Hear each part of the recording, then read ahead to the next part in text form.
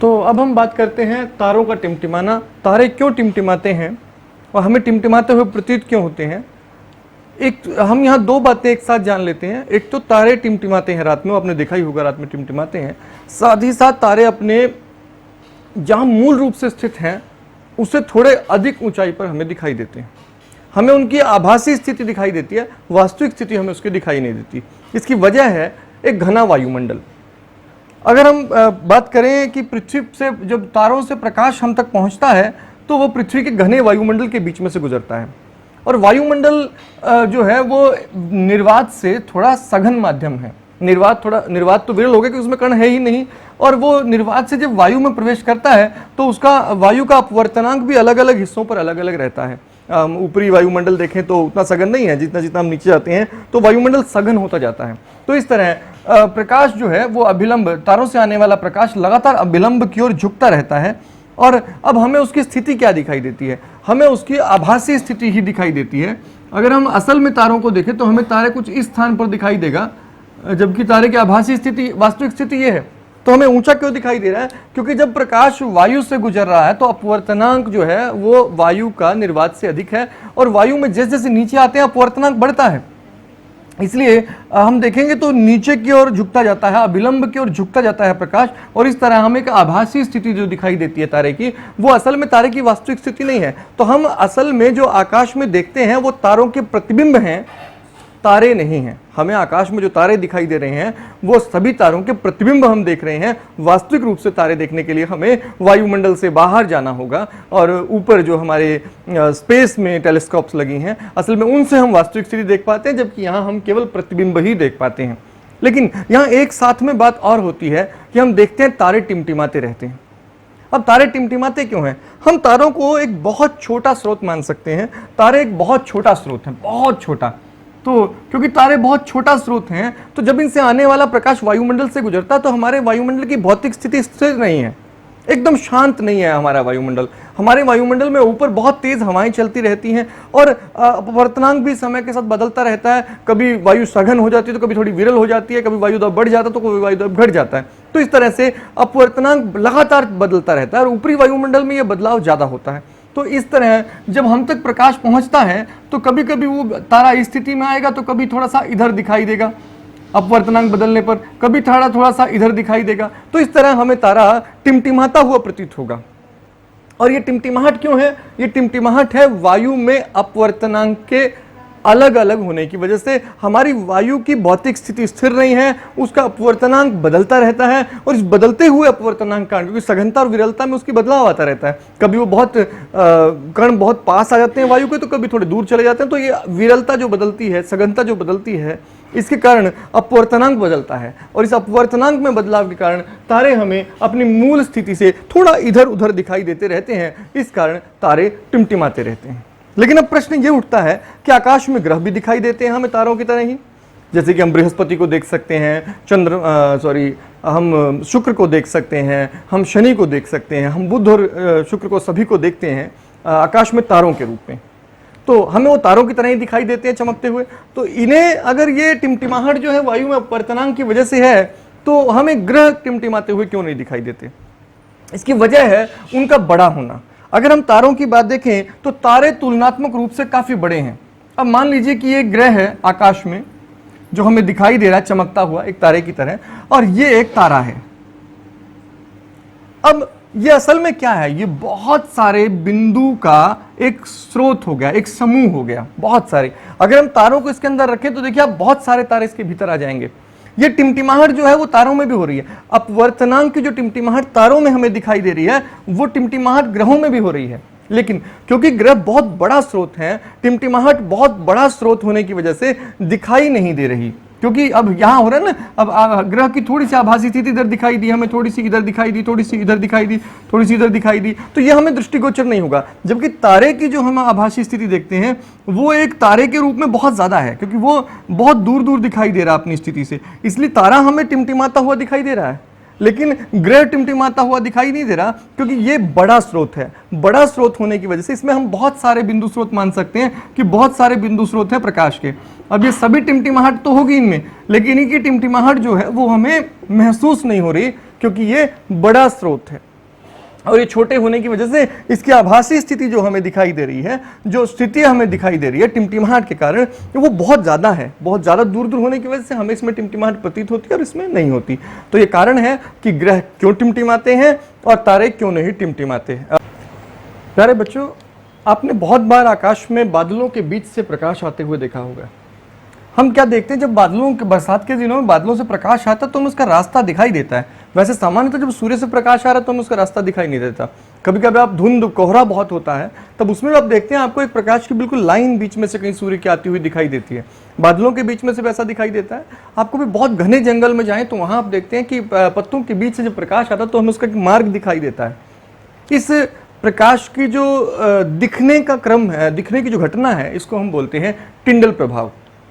ये टिंडल प्रभाव क्यों है और कैसे दिखाई देता है, इसके बारे में हम जरा बात कर लेते हैं।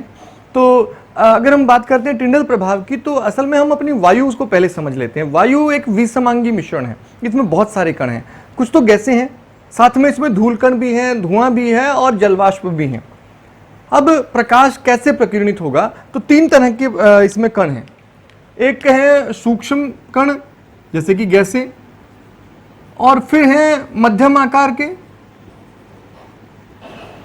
और उसके बाद हैं बड़े आकार के कण। ये बहुत थोड़े होते हैं। अब वायु जब इनमें से गुजरती है, जब वायु में से प्रकाश गुजरता है, यदि वायु में अधिक मात्रा में सूक्ष्म कण हैं तो हमें किसी प्रकार का कोई विकिरण दिखाई नहीं देगा।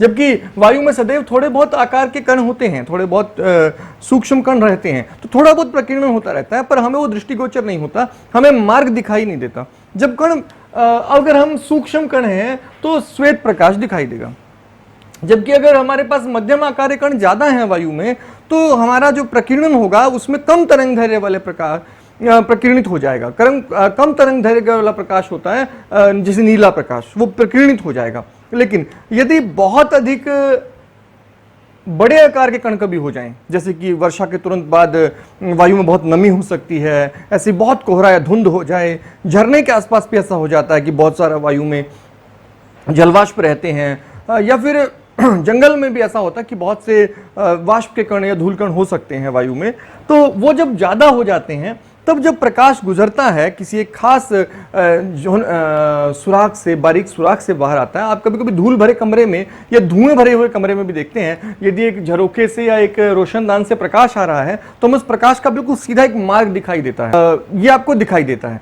तो ये टिंडल प्रभाव है। ये क्यों हो रहा है? वायु में बड़े कणों की अधिक मात्रा होने के कारण प्रकाश का अधिकतर भाग परावर्तित हो जाता है, और इस तरह प्रकीर्णित होने पर, बिखर जाने पर हमें श्वेत प्रकाश प्रकीर्णित होता दिखाई देता है, और तब हमें प्रकाश का बिल्कुल वैसा ही मार्ग दृष्टिगोचर दिखाई देता है। श्वेत प्रकाश के प्रकीर्णित होने से ही हमें प्रकाश का मार्ग दिखने लगता है। ऐसा धुआं भरे हुए कमरे में आप ऐसा भी कर सकते हैं, आप एक कमरे में धुआं इकट्ठा करके थोड़ा सा फिर आप टॉर्च जलाइए तो आपको टॉर्च का बिल्कुल लाइन जो है आपको वो दिखाई देगी गुजरती हुई। तो इस प्रभाव को हम कहते हैं टिंडल प्रभाव। ये टिंडल प्रभाव क्यों हुआ? वायु में बड़े बड़े कणों के कारण प्रकीर्णन हो रहा है, और जब ज्यादा बड़े कण होंगे तो प्रकीर्णन से हमें स्पष्ट मार्ग दिखाई देगा।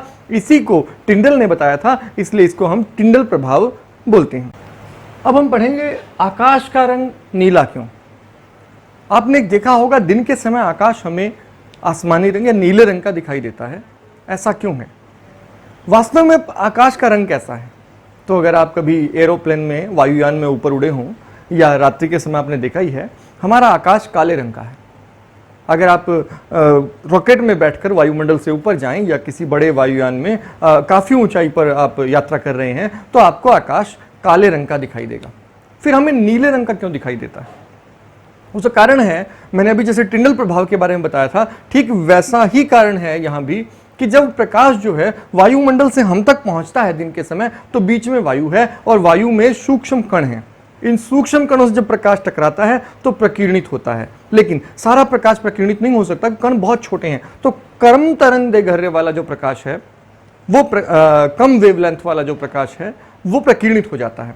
इसके प्रकीर्णन से हमें वायु में वो रंग बिखर जाने के कारण आकाश में वैसा रंग दिखाई देगा। तो वायु में सबसे कम तरंगदैर्घ्य का प्रकाश हमारे पास नीला है। अब क्योंकि नीले रंग का प्रकाश वेवलेंथ जो है वो कम है, क्योंकि नीले की वेवलेंथ कम है, इसलिए जब नीला रंग बिखरेगा तो हमें आकाश का रंग देखने में नीला दिखाई देता है। तो आप समझ गए होंगे कि हमें आकाश का रंग नीला क्यों दिखाई देता है। इसकी वजह सिंपल है, कम वेवलेंथ का, कम तरंगदैर्घ्य का जो प्रकाश है वो प्रकीर्णित हो जाता है वायु में, वायु के कणों से टकराकर, और क्योंकि वो प्रकीर्णित होता है इसलिए जब हम आसमान की ओर देखते हैं तो हमें आसमान नीले रंग का दिखाई देता है। तो अब हम पढ़ते हैं कि सूर्य जो है वो सूर्यास्त के समय हमें रक्ताभ लाल रंग का क्यों दिखाई देता है। आपने देखा होगा कि जब सूर्योदय सूर्यास्त का समय होता है तो हमें सूर्य बहुत लाल रंग का दिखाई देता है, जबकि सूर्य जब एक बार ऊपर चला जाता है, क्षैतिज से ऊपर निकल जाता है, तो हमें वो श्वेत रंग का दिखाई देने लगता है। इसका कारण क्या है?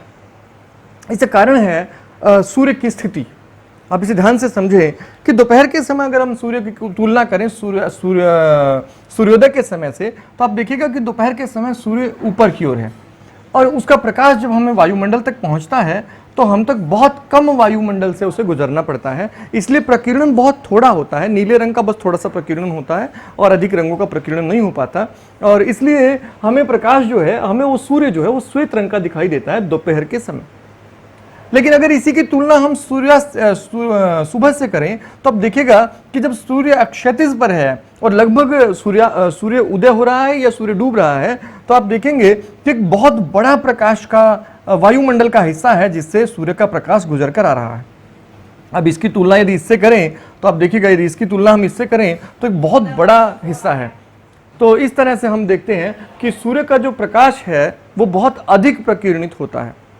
तो यहां सूर्य की स्थिति देखिए और यहां सूर्य की स्थिति देखिए, प्रकीर्णन बहुत अधिक हो रहा है क्योंकि बहुत घने वायुमंडल से गुजरकर आना पड़ रहा है। और इस प्रकीर्णन के दौरान, जैसे कि मैंने पिछले वीडियो में बताया था कि प्रकीर्णन जब होता है तो कम तरंगदैर्घ्य के प्रकाश जो है वो कणों से, छोटे छोटे कणों से भी प्रकीर्णित हो जाता है, जबकि अधिक तरंगदैर्घ्य के प्रकाश को प्रकीर्णित करने के लिए बड़े कणों की आवश्यकता होती है।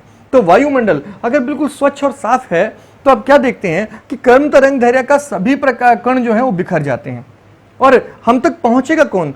हम तक वही प्रकाश पहुंच जाएगा। जब सूर्य क्षैतिज पर है तो हम तक सिर्फ वो प्रकाश पहुंचेगा जो अधिक तरंगदैर्घ्य का होगा, अधिक तरंगदैर्घ्य का, अधिक वेवलेंथ का जो प्रकाश है वो हम तक पहुंचेगा, जबकि कम वेवलेंथ का जो प्रकाश है वो हम तक नहीं पहुंच पाता है, ये सारा टकराकर बिखर जाएगा। तो हम तक जो पहुंचा वो किस रंग का प्रकाश है? वो है लाल रंग का प्रकाश प्रकीर्णित नहीं हुआ और वो हम तक पहुंच गया।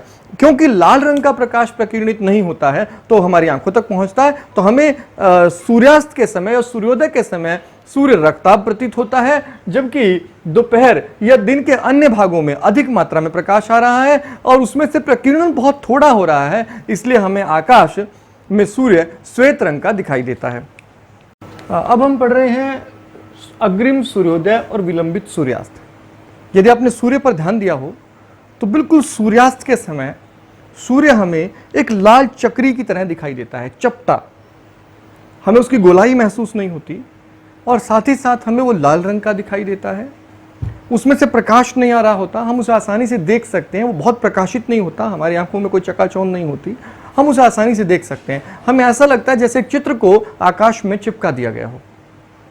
ऐसा क्यों है? ऐसा इसलिए है क्योंकि वास्तव में सूर्योदय के 2 मिनट पहले ही सूर्य दिखाई देने लगता है और सूर्यास्त के भी 2 मिनट बाद तक हमें सूर्य दिखाई देता रहता है। ये सूर्य नहीं है, ये सूर्य का प्रतिबिंब है। ये प्रतिबिंब हमें कैसे दिखाई देता है, जरा इसको एक बार चित्र द्वारा हम बोर्ड द्वारा समझ लेते हैं। आप यहाँ देखिए, जब सूर्य क्षैतिज से ठीक नीचे जाता है, ये हमारा क्षैतिज हो गया। अगर हम अपने क्षैतिज को देखें तो ये हमारा क्षैतिज है। अब क्षैतिज से जब सूर्य ठीक नीचे जाता है तो असल में सूर्यास्त हो चुका है। असल में सूर्यास्त हो चुका है। अगर हम सूर्योदय की बात कर रहे हैं तो अभी सूर्योदय नहीं हुआ है, सूर्य क्षैतिज के नीचे ही है और बिल्कुल बाहर आने को है। लेकिन सूर्य के प्रकाश का जब हमारे वायुमंडल से हम तक गुजर रहा है तो प्रकाश का अपवर्तन हो रहा है, प्रकाश अभिलंब की ओर झुक गया है और झुकने की वजह से, प्रकाश सीधा जाने की बजाय अभिलंब की ओर झुककर हम तक पहुंच रहा है। और इस तरह हमें एक आभासी प्रतिबिंब सूर्य का दिखाई देने लगता है। यह आभासी प्रतिबिंब असल में सूर्य नहीं है, सूर्य का प्रतिबिंब है। हमें एक चपटा चक्री दिखाई देती है और इसे हम बोलते हैं सूर्य का प्रतिबिंब। तो हमें यह अग्रिम सूर्योदय ऐसा 2 मिनट पहले होता है। जब हम सूर्योदय की बात करें तो सूर्योदय से 2 मिनट पहले ही हमें सूर्य दिखाई देने लगता है, और इसी प्रकार से सूर्यास्त होने के 2 मिनट बाद तक हमें सूर्य दिखाई देता रहता है। तो आप इसे ठीक से समझ गए होंगे ऐसा क्यों हो रहा है, क्योंकि सूर्य जो है वो क्षैतिज से अभी नीचे ही है, लेकिन प्रकाश अपवर्तित होकर हम तक पहुंच गया है, इसलिए हमें एक आभासी प्रतिबिंब क्षैतिज से ऊपर दिखाई दे रहा है, और ये है अग्रिम और विलंबित सूर्यास्त का कारण।